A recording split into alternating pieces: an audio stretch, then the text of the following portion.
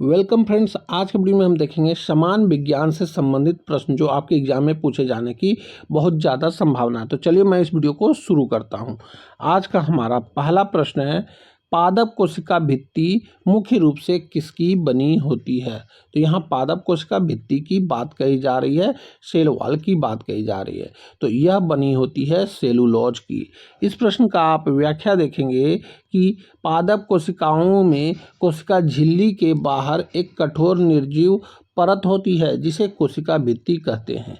यह मुख्य रूप से सेलुलोज नामक एक जटिल कार्बोहाइड्रेट से बनी होती है जो पौधों की संरचना मजबूत और सुरक्षा प्रदान करती है। जंतु कोशिकाओं में कोशिका भित्ति नहीं होती है, ये आपको याद रखना है। हमारा अगला प्रश्न है कि रॉकेट किस सिद्धांत पर कार्य करता है। यहाँ रॉकेट की बात कही जा रही है, तो यह न्यूटन का तृतीय नियम पर कार्य करता है। इस प्रश्न का आप व्याख्या देखेंगे कि न्यूटन का तीसरा नियम कहता है कि प्रत्येक क्रिया के बराबर विपरीत प्रतिक्रिया होती है। रॉकेट अत्यधिक वेग से गर्म गैसों को नीचे की ओर धकेलता है और इसके परिणाम स्वरूप गैस रॉकेट को ऊपर की ओर धकेलती है, यानी प्रतिक्रिया करती है। यह संवेग संरक्षण के सिद्धांत पर भी आधारित है, ये आपको याद रखना है।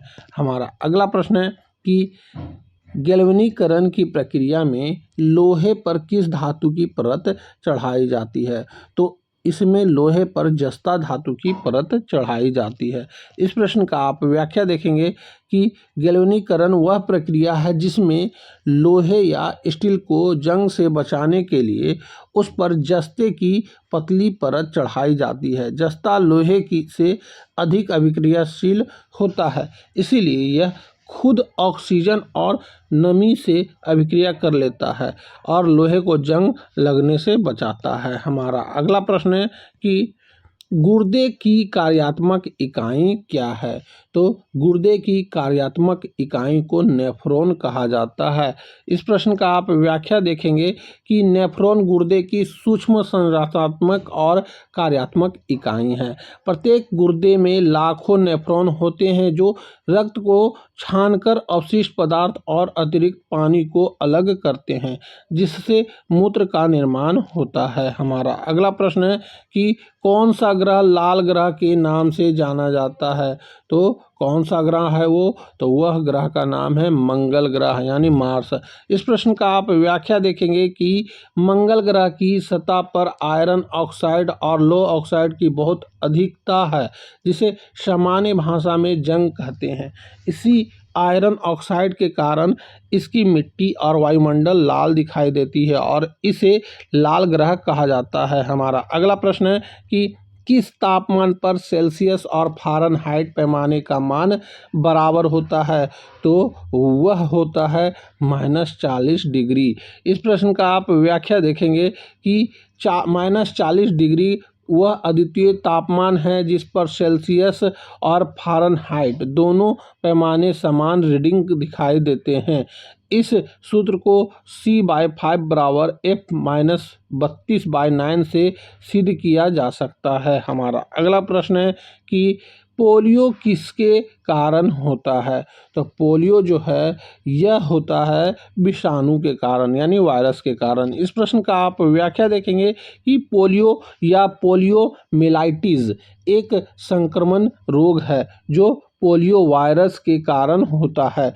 यह वायरस मुख्य रूप से तंत्रिका तंत्र पर हमला करता है और कुछ मामलों में पक्षघात का कारण बनता है। हमारा अगला प्रश्न है कि बुलेट प्रूफ जैकेट बनाने के लिए किस बहुलक का उपयोग किया जाता है।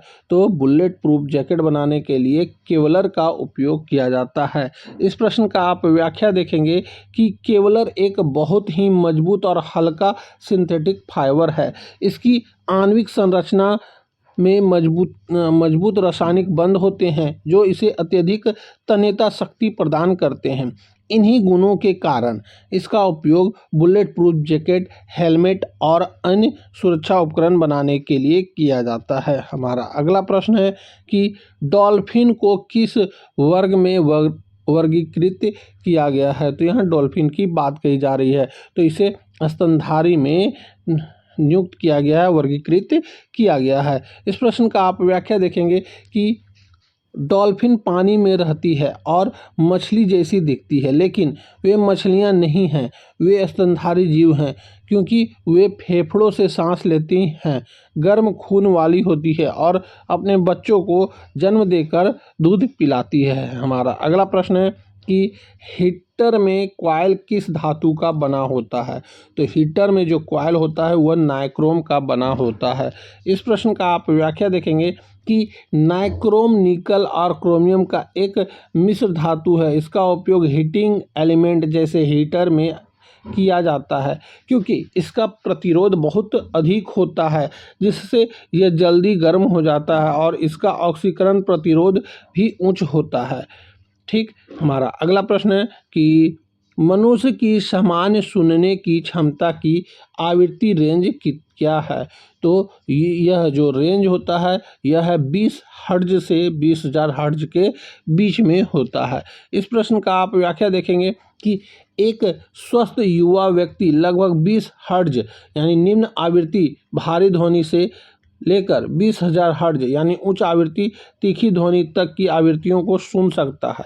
20 हर्ट्ज से कम की ध्वनि को इंफ्रासाउंड और 20,000 से हर्ट्ज से अधिक ध्वनि को अल्ट्रासाउंड कहते हैं। ये आपको याद रखना है। हमारा अगला प्रश्न है बॉक्साइट किस धातु का मुख्य अयस्क है? यहाँ बॉक्साइट की बात कही जा रही है, तो यह अयस्क है एल्युमिनियम का। इस प्रश्न का आप व्याख्या देखेंगे कि बॉक्साइट एक तलछटी चट्टानें हैं जिसमें एल्युमिनियम हाइड्रोक्साइड की उच्च मात्रा होती है। यह दुनिया में एल्युमिनियम का मुख्य व्यावसायिक स्रोत है। हमारा अगला प्रश्न है कि ईईजी यानी इलेक्ट्रो एन्सेफलोग्राम का उपयोग किस अंग की गतिविधि को दर्ज करने के लिए किया जाता है? तो यह किया जाता है मस्तिष्क के गतिविधियों को देखने के लिए दर्ज किया जाता है। इस प्रश्न का आप व्याख्या देखेंगे कि ईईजी एक मेडिकल टेस्ट है जो खोपड़ी पर रखे गए इलेक्ट्रोड का उपयोग करके मस्तिष्क की विद्युत गतिविधियों को मापता है। इसका उपयोग मिर्गी, नींद संबंधित विकारों और अन्य मस्तिष्क संबंधित समस्याओं का निदान करने के लिए किया जाता है। ईसीजी का प्रयोग हृदय की गतिविधियों को मापने के लिए होता है। ये आपको याद रखना है। हमारा अगला प्रश्न है पानी की गोल बूंदें होने का क्या कारण है? तो इसका गोल होने का कारण होता है पृष्ठ तनाव। इस प्रश्न का आप व्याख्या देखेंगे कि पृष्ठ तनाव किसी तरल का वह गुण है जिसके कारण उसकी सतह एक खींची हुई झिल्ली की तरह व्यवहार करती है और न्यूनतम संभव सतह क्षेत्र ग्रहण करने का प्रयास करती है। किसी दिए गए आयतन के लिए गोले का सतह क्षेत्र सबसे कम होता है। इसी कारण पानी की बूंदें गुरुत्वाकर्षण की अनुपस्थिति में गोलाकार हो जाता है। हमारा अगला प्रश्न है कि कैंसर के अध्ययन को क्या कहा जाता है? यहाँ कैंसर के अध्ययन की बात कही गई है, तो इसका अध्ययन को कहा जाता है ऑन्कोलॉजी। इस प्रश्न का आप व्याख्या देखेंगे कि ऑन्कोलॉजी चिकित्सा की वह शाखा है जो कैंसर के निदान और उपचार रोकथाम से संबंधित है। हमारा अगला प्रश्न है बिग बैंग थ्योरी का संबंध किससे है? तो यहाँ बिग बैंग थ्योरी की बात कही जा रही है, तो इसका संबंध जो है ब्रह्मांड की उत्पत्ति से है। इस प्रश्न का आप व्याख्या देखेंगे कि बिग बैंग थ्योरी एक प्रमुख ब्रह्मांड वैज्ञानिक मॉडल है जो बताता है कि ब्रह्मांड की शुरुआत लगभग 13.8 अरब साल पहले एक अत्यधिक गर्म और घने बिंदु से हुई थी और तब से यह लगातार फैल रहा है और ठंडा हो रहा है। हमारा अगला प्रश्न है कि कौन सी गैस ग्लोबल वार्मिंग के लिए मुख्य रूप से जिम्मेदार है? तो उस गैस का नाम है कार्बन डाइऑक्साइड। इस प्रश्न का आप व्याख्या देखेंगे कि कार्बन डाइऑक्साइड एक प्रमुख ग्रीन हाउस गैस है। यह पृथ्वी से निकलने वाली ऊष्मा यानी औरक्त विकिरण को वायुमंडल में रोक लेती है, जिससे पृथ्वी का औसत तापमान बढ़ जाता है। इस घटना को ग्लोबल वार्मिंग कहते हैं। हमारा अगला प्रश्न है कि लाइसोसोम की खोज किसने की थी? तो यहाँ लाइसोसोम की बात कही जा रही है, तो इसकी खोज किया गया था क्रिश्चियन डी डूबे के द्वारा। इस प्रश्न का आप व्याख्या देखेंगे कि बेल्जियम के साइटोलॉजिस्ट क्रिश्चियन डी डूबे ने 1955 में लाइसोसोम की खोज की थी, जिसे उन्होंने कोशिका का आत्मघाती थैला नाम दिया था। ये भी आपको याद रखना है। हमारा अगला प्रश्न है, फोटोग्राफिक में किस रसायन का प्रयोग फिक्सर के रूप में किया जाता है? तो इसमें जो फिक्सर के रूप में किया जाता है वह है सोडियम थायोसल्फेट।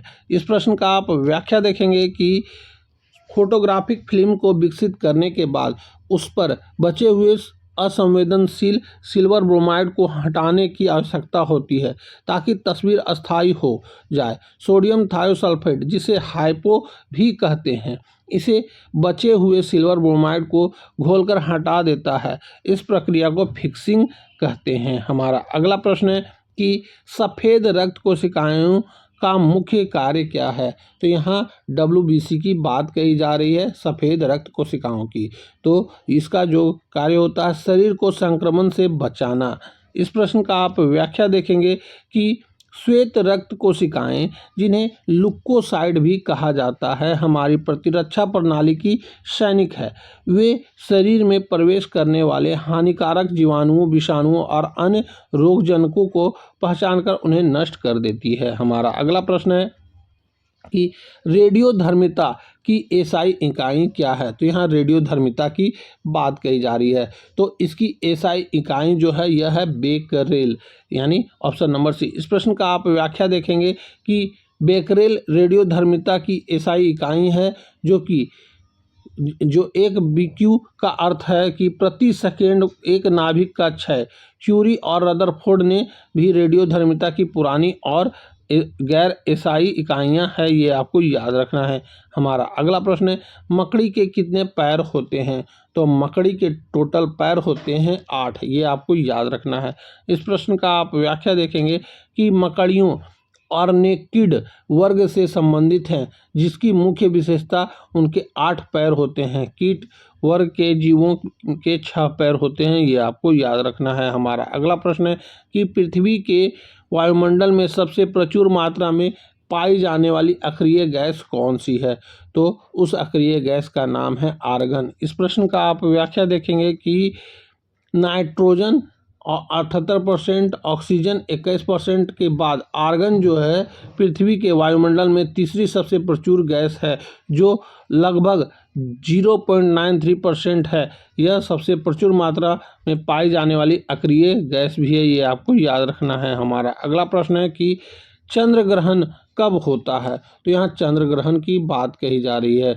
तो चंद्र ग्रहण जो होता है जब पृथ्वी सूर्य और चंद्रमा के बीच आती है तो चंद्र ग्रहण होता है। और सूर्य ग्रहण कब होता है? जब चंद्रमा पृथ्वी और सूर्य के बीच में आ जाता है तो सूर्य ग्रहण। और चंद्र ग्रहण कब? तो जब सूर्य और चंद्रमा के बीच में पृथ्वी आ जाती है तो चंद्र ग्रहण लगता है। ये आपको बातें याद रखनी है क्योंकि एग्जाम में यही क्वेश्चन पूछने वाला है। व्याख्या कर देखते हैं इस प्रश्न का। चंद्र ग्रहण हमेशा पूर्णिमा की रात को होती है, जब पृथ्वी परिक्रमा करते हुए सूर्य और चंद्रमा के ठीक बीच में आ जाती है तो पृथ्वी की छाया चंद्रमा पर पड़ती है, जिससे चंद्रमा का प्रकाश ढक जाता है और यह लाल रंग दिखाई देता है। हमारा अगला प्रश्न है कि कौन सा एंजाइम लार में पाया जाता है और स्टार्च का पाचन शुरू करता है? तो वह एंजाइम का नाम है टाइलिन, यानी एमाइलेज। इस प्रश्न का आप व्याख्या देखेंगे कि हमारी लार में टाइलिन, जिसे सलाइवरी एमाइलेज भी कहते हैं, नामक एक एंजाइम होता है जो भोजन में मौजूद जटिल कार्बोहाइड्रेट यानी स्टार्च को सरल शर्करा माल्टोज में तोड़ना शुरू कर देता है। इसलिए रोटी को देर तक चबाने पर वह मीठी लगने लगती है। तो दोस्तों यहीं पे हमारा यह वीडियो समाप्त होता है। इस वीडियो में हमने आपको 25 क्वेश्चन बताए हैं। 25 क्वेश्चन में से आपके कितने प्रश्न सही हुए आप हमें कमेंट करके बताएंगे। तो अब हम आपसे मिलेंगे अगले वीडियो में, तब तक के लिए जय हिंद, वंदे मातरम।